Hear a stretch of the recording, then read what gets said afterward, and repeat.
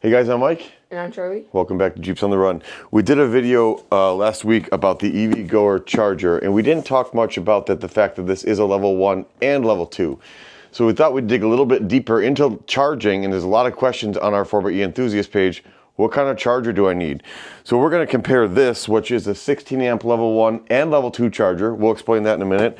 We're going to compare that with the one that comes with the Jeep, as well as a more normalized level 2 charger that we have hardwired up in our garage. If you've got any questions about charging your 4xe, or maybe even your EV in general, leave a comment below, but let's dig in. So let's talk a little bit more about what level 1 and level 2 chargers are. Level 1 is your 110 volt charger, plugs into your standard outlet just like you'd charge your cell phone in. Level 2, you're talking 210, 220, 240, however you want to check it out. Either hardwired or plugged into a 220 outlet in your home or garage. All right, so the level 1 that your 4xe comes with is a 12 amp charger.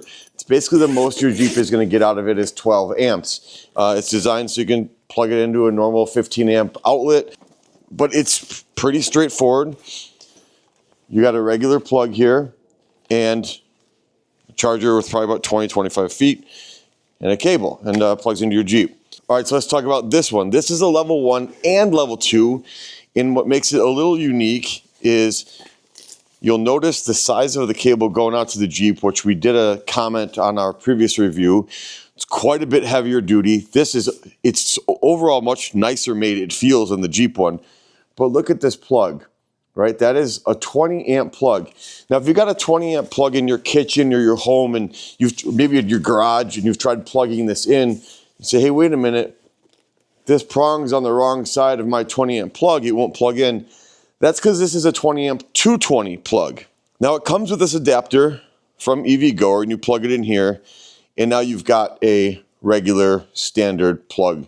So this one, right out of the box, can plug into 220 or 110. But we're going to show the difference on what the charge actually is on this charge on a 220 versus a 110, and then we're going to also compare it to the 110 the Jeep comes with. The last thing we're going to do is we're going to compare it to our Wolfbox charger. Now, it's not a real good comparison. We know this is a 16 amp charger, great for travel, great for the campground, whatever. We know this is a 50 amp charger. Now, keep in mind, if you're buying a charger for a 4xe, anything over 35 amps is not going to benefit you at all. 35 amps is the max that the 4xe can take, the max it can charge at.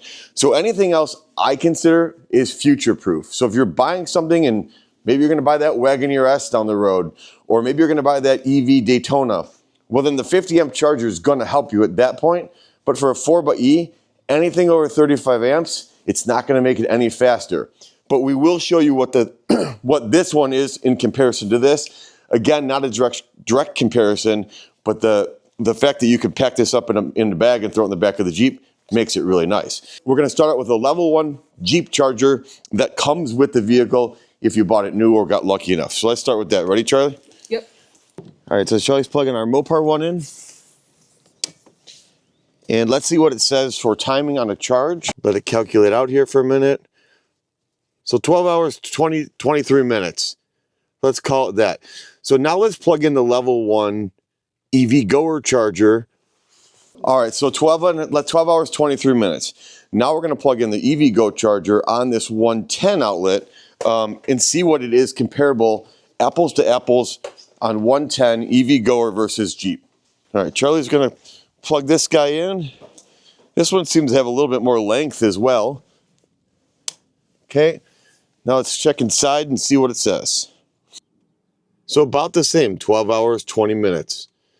So with 110 to 110 charging, you're not going to get a whole lot more regardless of what you do. While this is a nicer charger, if you're looking for increased 110 power, I mean, to be fair, I don't know that any of them are going to really give you a better 110 quicker charge. Now, if your Jeep didn't come with a charger and you're looking to buy one, this EVGoer is certainly a great option. Now let's plug this Wolfbox into 220.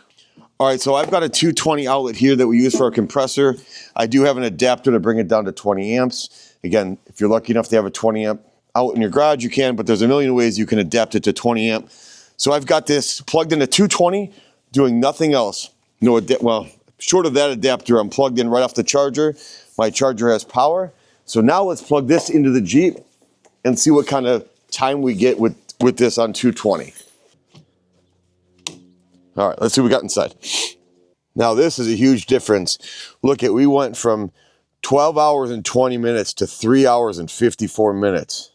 Guys, that is where it's at. So doing nothing else besides plugging that charger into a 220 volt outlet, same charger, same everything, from the charger to the Jeep goes from 12 hours to, let's call it 4 hours. Now for a portable EV charger, that's really impressive.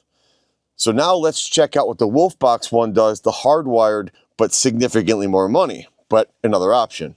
All right, Charlie, unplug that. Okay, so now we're gonna do our Wolfbox. Charlie, take that. So Wolfbox, all right, Charlie, go ahead and plug that one in. All right, so with the Wolfbox plugged in, it's gonna be the quickest time. Now this would be literally the fastest you can charge it because we're charging at a rate, we're charging with a charger that is overrated for the Jeep. So 2 hours and 10 minutes. Wolfbox charger is hard mounted to the wall. It's close to $500. Great charger, not dismissing it. It's gonna give you your fastest charge. 50 amps, again, you only need 35.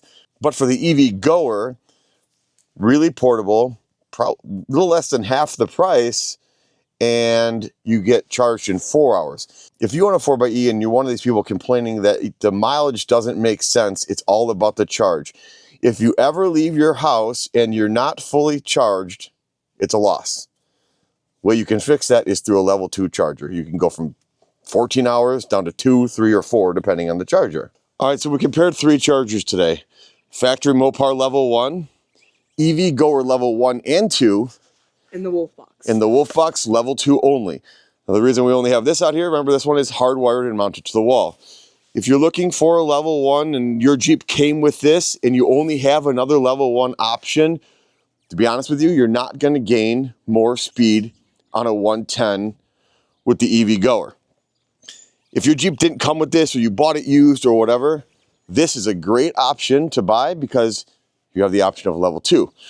So both of these on level 1 are just over 12 hours. So apples to apples. Now let's talk level 2. The beauty of this one is it works on level 1 and 2 like we talked.